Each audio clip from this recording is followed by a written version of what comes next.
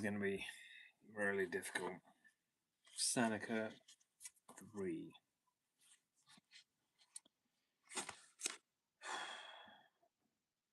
I will make mistakes, but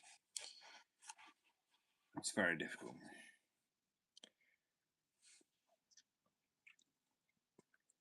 Letter 3. Helianthus Vale, Occident, December 21st, 1872. Most philomathic and calligraphical Sir, in the finale of my last lucubratory epistolary palimpsest, I gave you cognizance of the verity that at the inchoation of the Pruimus season I entered into a paction with a certain ponent agricultor. I am not au fait in orthology, but I will essay to impart to you cognition of my position during my commemoration with said ex cerebrus Mephistophelian agricolist. Such scleragogy, such a protraction of vitality, the parvitude of his Augean pulicus habitants, the fuliginous calefactor with Kazan fuel, the remosity or fatiscence of its walls, the tenuity of the thoral greath or integuments, replete with sanguinivorous simices, and indeed asthenic defensitives against the algidity induced by the frigorific perflations of the aquilon and the ceasis.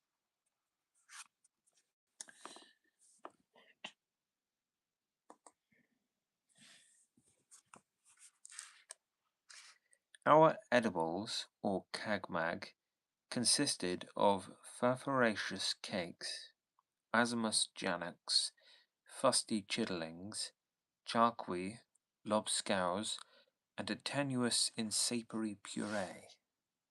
The idiopathic microcephalus paterfamilias and dominus of the domicile is fastuous, brigose, and possessed of a most apodictical plalanty.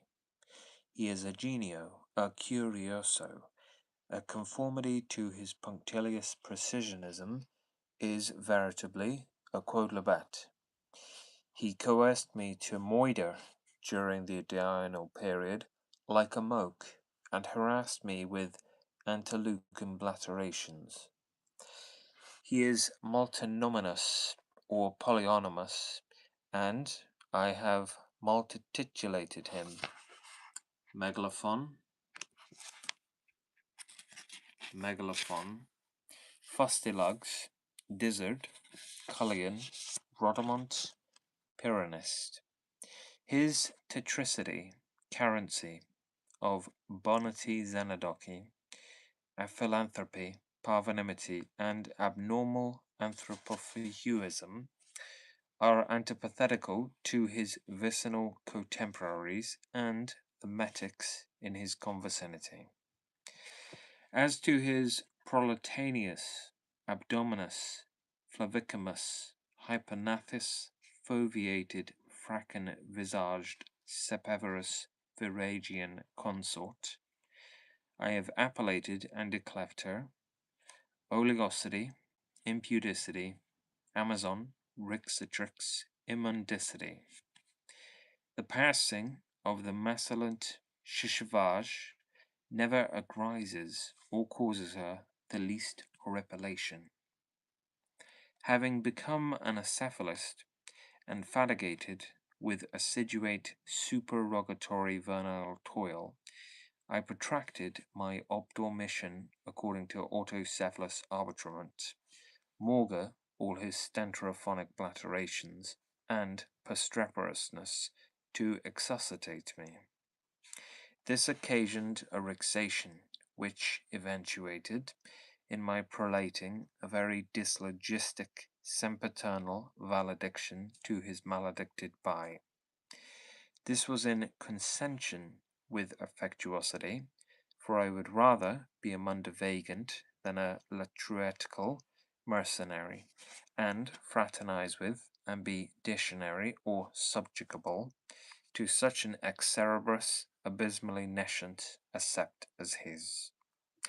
I resumed circumforaneous bibliopolitical functions, and after the perfection of about a triduan period subsequent to prolating my eternal adieu to the execrable terriculturalist and rancho with a drastic Parthian shot, I approximated an urbiculous community in the suburbicarian precincts or purlieus, of which I beheld an omnium gatherum rabblement, consisting of quines, giglets, malkins, cinderwenches, galliards, mumpers, skipjacks, beldames, bellamours, cuddles, mitchers, clumps, doodles, nincompoops, cosmopolitans, curmudgeons, ninnyhammers, tatterdemalions, hobbledehoys, and slobbergullions.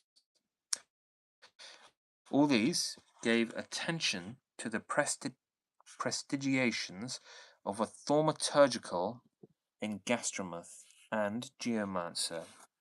He made the asseveratory declaration that he could give ocular apodaxis, that he possessed complete cognition of metaposcopy, ophthalmoscopy, chiromancy, rhabdomancy, astrogalomancy, arithmancy, capnomancy, and onomancy. He averred that he was an adept oniricritic, cultrivorist, and funambulist. The areolation and recluding the future terrestrial allotments of the congeries that environed this pseudo-omniscious mirabiliary effectuated singular phases in their physes.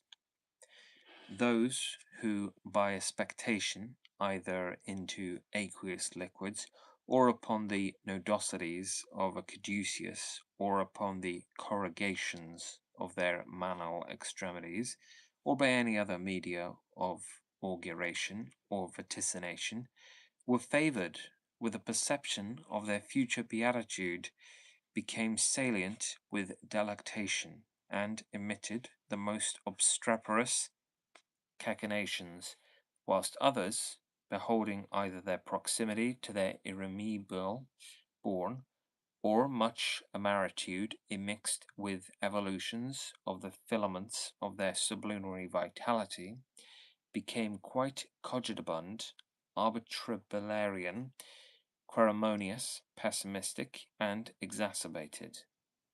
Leaving the fatiloquent Flabbergaster and his dupes, and desiderating the deletion of nescience, as also the impletion of my numerary crumenel with rhino, whilst he mating, for as you know, that's true, I decided to demonstrate my didacticity by becoming a propageutical domain, and hence I entered into a synallagmatic a stipulation as rural pedagogue.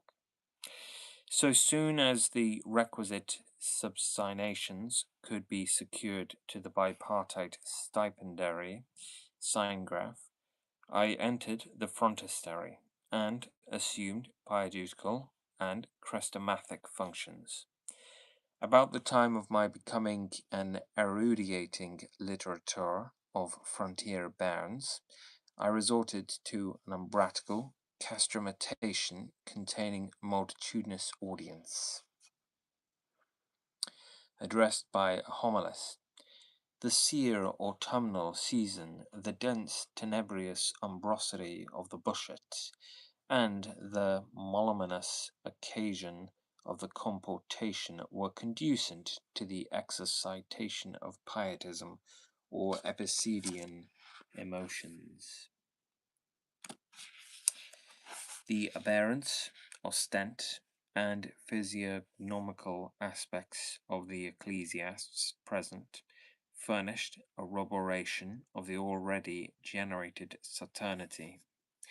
The anteriority of the officiating homilist's existence had been rather sinuous and protean. His juvenility had been maculated by many vicious triobulary extravagations and nefandous abominations. At the termination of his adolescence, he became a fustillarian, a scambler, a literator, an arpentator, an accutiator, a horologist, and an omnivagant under the profession of a chiropodist, Platonist, and Vulcanian journeyman. By an esoteric and imaginary supernal influence, he was speedily transformed into an entheistic pietist, and he transferred the acumen of his mental vision from secular and terrene objects into cryptic and acromatical parts of the hagiography. Surcharged with bibliomania, he was propense to bibliomancy. He was a thorough Solifidian, Catabaptist, and Saturnist, and I may adject a mere theologaster, an empirical idiopathic suist. His hierology was on the appropinquation of the chiliastic empyrosis of this mundane oblate spheroid or macrocosm based on the fatidical parts of the hierography. His farand of allocution was sui generis. Notwithstanding his boasted opsimathy, the illiteracy and inurbanity of the precedaneous part of his life were very tralucent. His intonations were dolorous, and, in the mobility of his corporeity, he resembled a funambulist. In his elocution, his vocal powers ascended from an almost inaudible susurration to crositation, and from crositation to such a cacophonic vociferation as made him drool, and was puissant enough to laniate his guttural orifice. His cadences terminated in mere raucous susurrations. His defectuous mimesis of Whitefield was quite perceptible. In his eclaircisement of the vaticinal portion of the hagiography in relation, eschatologically, to the chiliastic finale of this mundane structure, he made certain occurrences. He made certain occurrences chronologically synchronous and equitemporaneous, which glossologists and authentic historiographers greatly eloined from each other. In his epilogisms in relation to fatidical events, he evinced an aspiration of all embolisms. He gave an anagogical, chimerical, and a cataleptic interpretation to prophetical icons, which all noetic elucidators have appended as literal. In verity, his cacodoxical hierology was so replete with anfractuosities, pseudological fallacies, prochronisms, isochronisms, parachronisms, and illogicalities that the entirety of the matter became dubitable, insipidable, and quite amphigorical to me, notwithstanding the fact his sapient connectations in the formation of his ergotisms seemed to exhibit his plurifory of assurance that the proximity of the empyrosis was no longer a dubiosity or syncretistical quodlibet. His paranetical epilogation seized the gullibility of his atechnic audience and greatly exaggerated them. The plateau of castrametation was quequapartite. The one anent or paravant, the ambo or rostrum, having a sepiment for demarcation, had a stramineous or festrucous surface for the occupancy of the sequence and quaestance. In juxtaposition to this were dualistic departments for the gent, farrant, and debonair auditors. Posterior to those were to for the bisexus rabblements or plebeians. The male department of the latter was fraught with faitours, fopdoodles, bullies, lutes, clawbacks, kickshoes, petit mares, ragabashes, rakehells, rampalions, bumpkins, jackanapes, wassailers, and nincompoops. The feminine department was stocked with jilts, flirty-gigs, physigs, malkins, mauders, modders, tom-rips, demi-reps, flipperjibs, and gammer-stanks. The occupants of these two departments mutually nictated at their lemon, and exhibited the most derisory deport towards the homilist. Indeed, the jouissance, interparlance, and effronation of this posse were a great crux to the proximate audience. At this apathetical posse, the periscopic, argus-eyed preachman made prepotent conatus. Although in this isagogical part of his discourse he disclaimed even a velleity towards dissertation with any of his contemporaries, yet he delitigated holotheism, papism, and increpated iconolaters. His fervency became apparent in the aperithmesis, and he approximated the epilogue or parenetical part and epiphonema of his homily. His paranesis was calid. I will append to the antecedent portraiture an excerpt from my itinerary as noted down by me brachygraphically. My dear sectators, implore you to cherish eupathy and a plenary fructure of religion. Morigerate no longer your ingenerate malign propensions. Enter upon theopathy and abnegate your mundanity and secularity. You can yet have a pregustation, ye, a prelibation of a better existence. O ye, apathetical Laodiceans, soon, it may be, hodianal, your psychomachy will terminate, and your foi be transmuted into fruition. Evitate all alamodality and recidivation, and to this end indicate the hagiography with perseverant incessancy in relation to the verity of these announcements. Discern yourselves from all lugubrious rabblements, and seek supersecular, indefectible treasures. Have your cressets and flambeaux luminously flagrant, and evitate in vigilance. But oh, ye faitours, sycophantic parasites, and flibberjibs, ye sterquilinous rakehells, rampalions, wassailers, flirtigigs, and demireps, what hortation shall I impart to you? You all lie under divine execration, and your sebastral existence is truly probationary and temporaneous. Divest yourselves of your imbonity and aphorism, incogitancy and malversation. Bonity is impenetrable. Prepend your longiquity from eupathy and the inenarrable sequences of your impreparation from the appropinquating catastrophe. O ye supercilious petimators, conculcate the fulgid ornature of your persons, and suppress your nugacities and stultiliquy. Ye kickshoes, cease your tripudiations.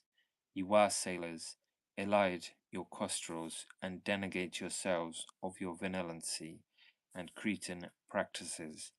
Ye modders and fopdoodles, and ye clinquant flirts, abject your elamping bombacinous habiliments and your bijouterie, and cease your irrational calamistrations. And oh, ye covetous and cavernous hunks, ye terrigenous sept, desist from supervicaneous toil and disquietudes. Accede ye all into straminious department, paravant del rostrum. Incurvate your poplitics, and perform genuflection. Obsecrate, that you may impetrate a purgation from all your nefandous piacles and abominations, and become impeccable. If you refuse to come, and you will be in a periclitation to suffer irremediable relegation to the Cimmerian, inframundane, Stygian, and Acherontic regions of Abaddon, where your applications and your quotations will be frustraneous, and horrendous or furious flagellations will circumgyrate about you, and interminable remordancy will excruciate you sempiternally. At this juncture, the influx into the Pallius department became ample and rapid. Conclamations, lacrimations, and postreperous poations became apparently ubiquitous and omnipresential. The synthesis, nerdum, and quassation of the synaxis were, according to my standard of religious credenda, very abstinent and malapropos, and ergo I made my exit. Subsequently, I enjoyed conversation with this congenitor at a sybaritic fete, where he evinced himself an expert ornithotomist and a sapient diagnosovist and cyclopedic cytologist, but indicated his undivested thraldom to gastronomy. Deeming this a sufficence of my arcane bombastry for the present, I most amicably and subserviently, Ivan.